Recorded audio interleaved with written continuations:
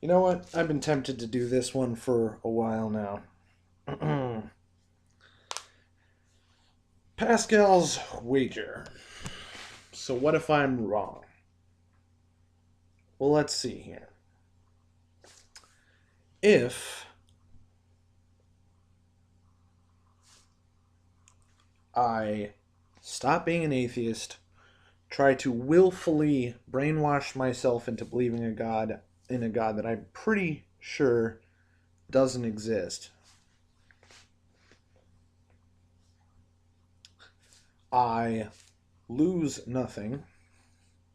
It depends on what church or what kind of Christianity I try to subscribe to, whether or not I lose anything. I think there's a lot of churches who organize Harry Potter book burnings that I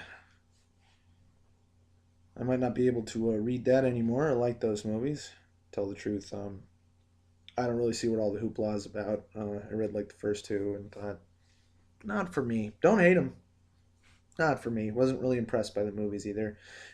And I feel missed out. It's left out. It's kind of the same reason why I feel bad that I don't like seafood when so many people think it's just the divine ambrosia.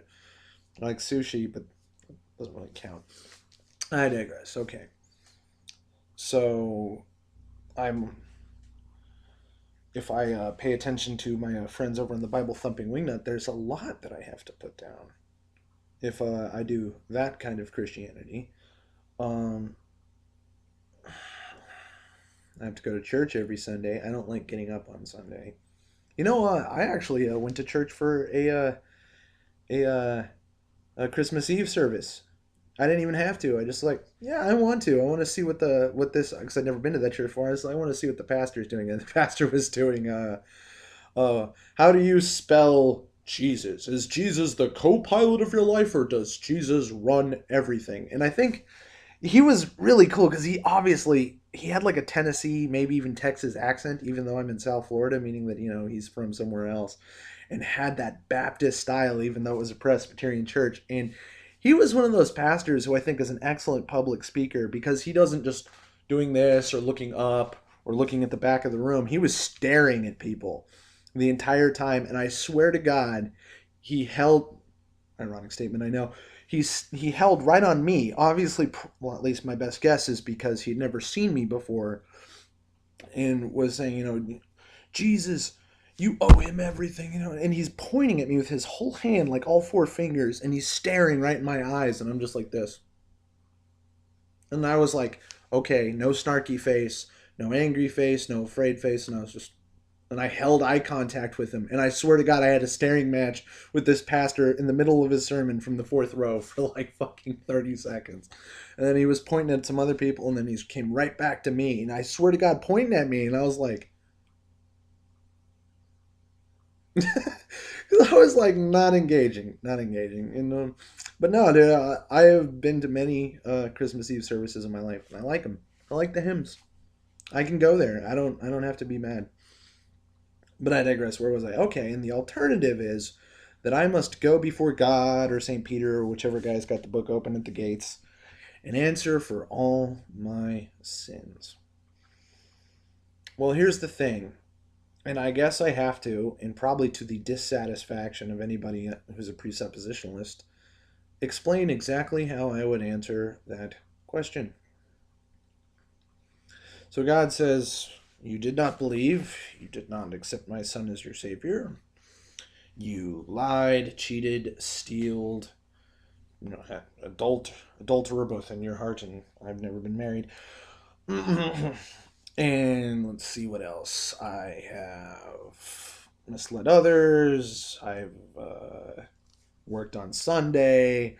God, it could go on and on. It depends on whether we're going to run down the list of commandments or not. Pretty much done just about all of them except for killed anybody, and I haven't killed anybody. And what do you have to say for yourself? So here we go. Pascal's wager. If I came before God and had to answer, and I would say exactly what Bible thumping wingnuts have laughed their asses off is good enough. I wouldn't say where were you. I didn't look that hard. How am I going to lie to the deity in front of me? I would just say, I've done my best, man.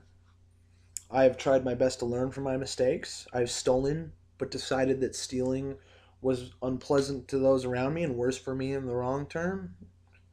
I have cheated, but I've learned that I feel that cheating is against my personal integrity, and that if I can't win, then cheating doesn't mean I won. Cheating means I'm a coward. I've tried to put away cowardice. I've tried to be brave. I've stood up for my fellow man. I've given my time and money and possessions to charity, not all of them, but some of them. I am not rich. I am not greedy. I care very deeply, even for strangers, because I would just rather. It makes me feel good because I possess real empathy, which I think is something that is stolen from a lot of Christians. It's possible to unlearn empathy, and it's not even completely proven that people are truly born with outright altruism. But I have developed altruism from being subjected to not so pious people, both in my youth and in my adulthood, who like to steal, who like to lie and mislead. And I fucking hate those people. And I don't like the way they make me feel. And I chose to believe that if I were to behave like them, I would cause that pain to others. And I am uncomfortable with that. So I'd say all this to God, and I would say I read over and over again in my youth the Sermon on the Mount, the Beatitudes, and still, as an atheist, hold those as my ideals. And if living by the ministry, at least as far as the philosophical teachings of Jesus Christ, is not good enough for you, then I have nothing else to say to you. And if you have the power to curse me to hell for simple disbelief, so you do. But that is against your supposed nature as a just, righteous, infinitely loving, and infinitely perfect in justice and love of God. And if you curse me to hell, then you're nothing more than another human-like despotic asshole who enjoys abusing his power and who is jealous. And if this is the only time that I'm going to get to say that to your face before I'm cursed from your presence into the fiery pits of hell, then fuck you if that's not good enough. And you should be, if you can even feel such an emotion, ashamed.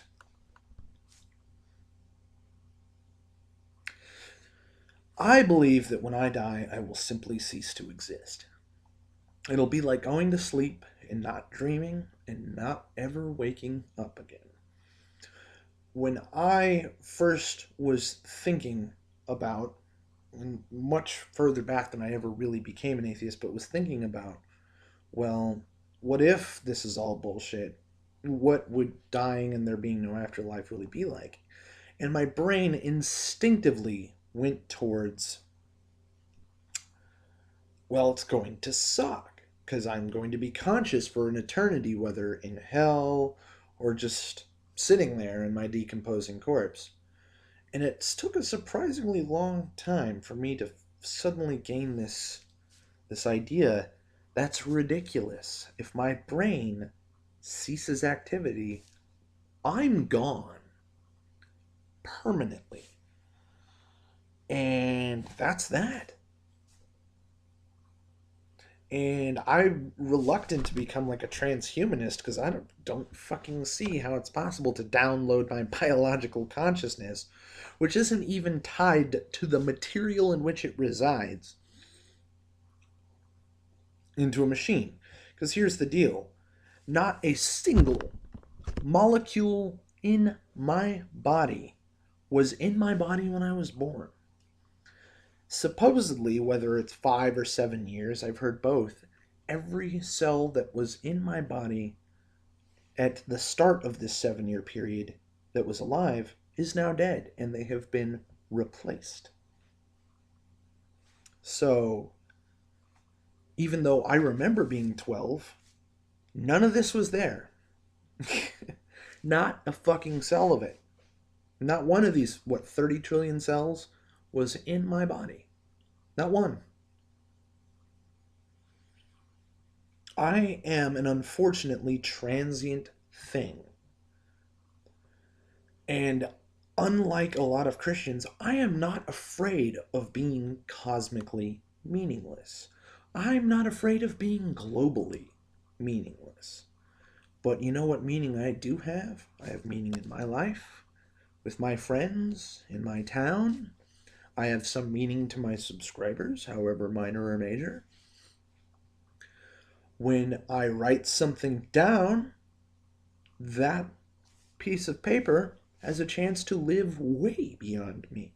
We still have the Declaration of Independence, and and Andrew Jackson and all those guys, and Thomas Jefferson and all those bones, if that, worm food, and I'm okay with that. And maybe it's easier for me than the next guy to be okay with that. But here's the thing: is if you don't believe that the earth is the center of the universe and you don't believe that everything hinges on your religion or on some other factor, whatever part of your life, if your life only has the meaning that it does and nothing else inferred at some imagined level, how bad is that?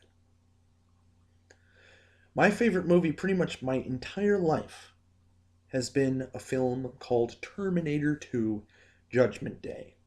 It is perfection. James Cameron is a douche, and his subsequent works, including Titanic, in my opinion, have been overrated, overhyped crap. But Terminator 2 is a magnificent film. I know there's a lot of film critics and sci fi buffs who think it's inferior to the first movie. They are wrong. Because it is a much more complete movie. It is not a sci fi movie, it is not an action movie. It is a very complete movie. The stunts still hold up. The infant CGI in it more or less holds up. The acting was probably the best in the career of each and every actor in it.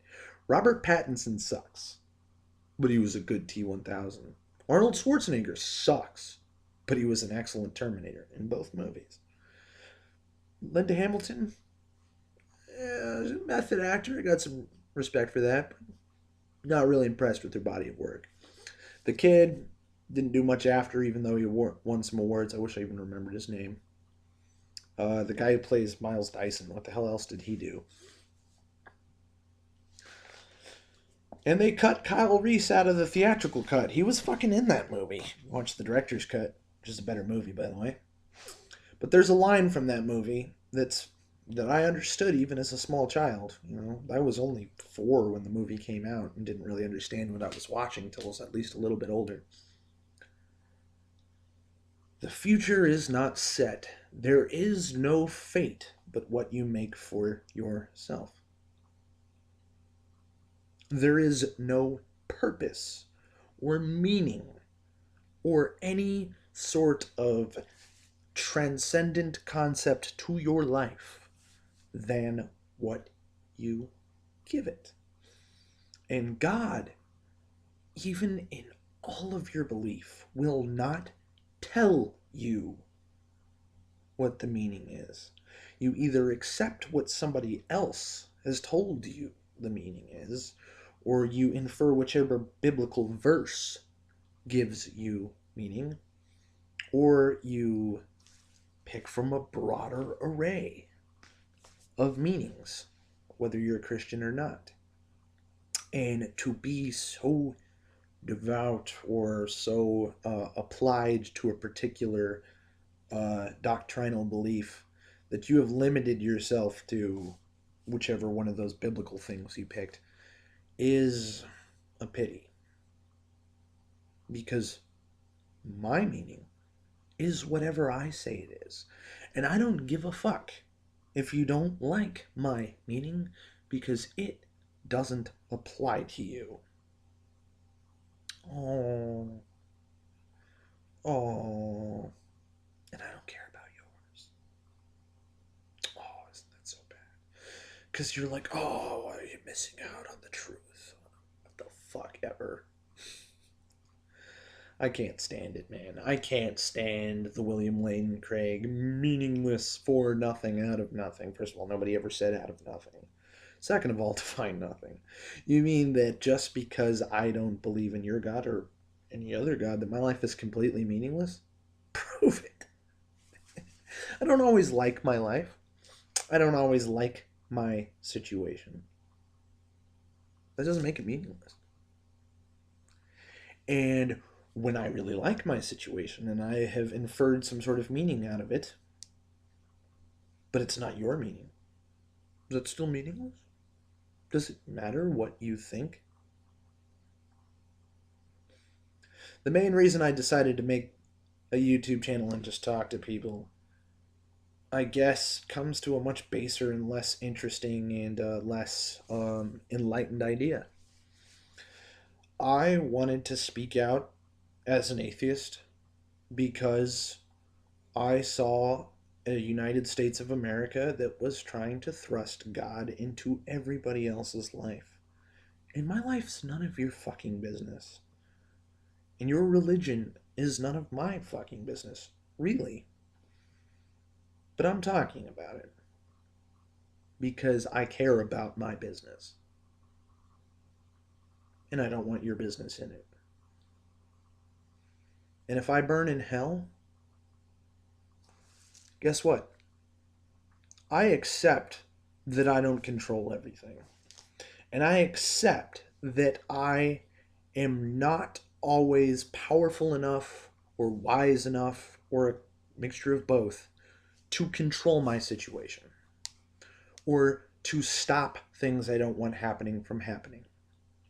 And if I don't want God to send me to hell, but He can and will, I can't stop Him. But I can tell Him that He's a piece of shit for even thinking of it. And if it really comes to that, I might be a little bit more afraid, a little bit more in awe, a little bit more shaken in my addiction. But what I say will be the same. I think I did good enough, and if you don't think so, fuck you.